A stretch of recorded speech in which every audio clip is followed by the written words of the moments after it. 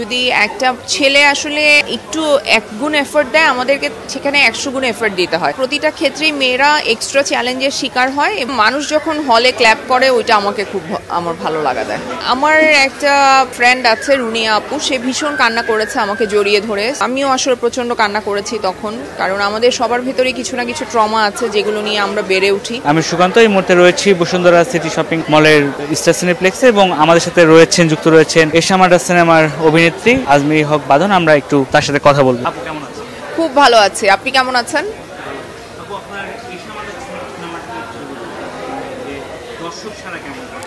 এটা আপনারা ভালো বলতে পারবেন যে রিভিউ কেমন পাচ্ছেন আপনারা, বাট আলহামদুলিল্লাহ আমি যেরকম রেসপন্স পাচ্ছি তাতে আমি খুবই স্যাটিসফাইড। আমরা যা চেয়েছিলাম তাই পেয়েছি।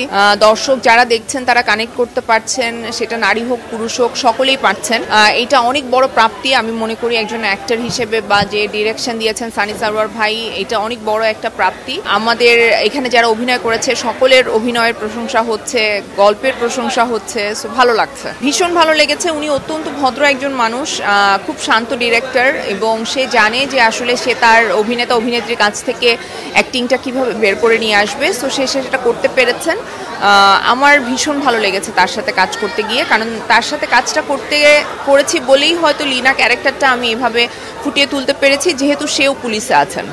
উনি পুরোটাই বলে দিয়েছে কিভাবে লিনা হাঁটবে, কিভাবে কথা বলবে, কিভাবে তাকাবে, কিভাবে সে তার অনুভূতিগুলো এক্সপ্রেস করবে, সেগুলো সবই আসলে সানি ভাই ডিরেকশনে আমি করেছি।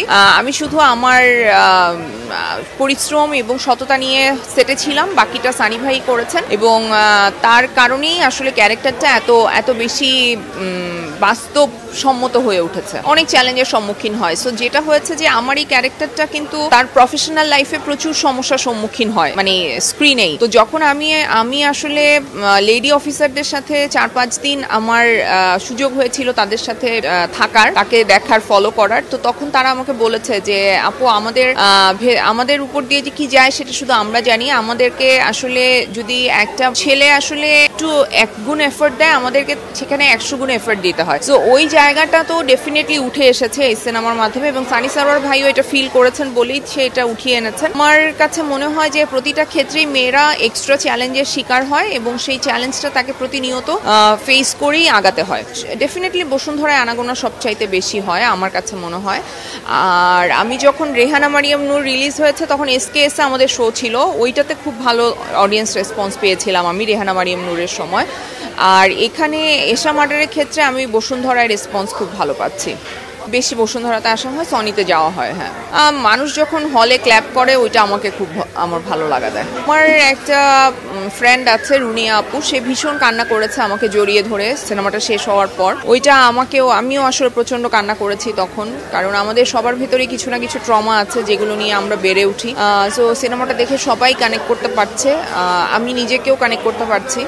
দর্শকের উদ্দেশ্যে একটাই কথা, আপনারা যতটুকু ভালোবাসা দিয়েছেন তার জন্য অসংখ্য কৃতজ্ঞতা। আর যারা এখনো সিনেমাটা দেখেননি তারা আসেন, সিনেমা হলে এসে সিনেমাটা দেখেন এবং আমাদের পাশে থাকেন।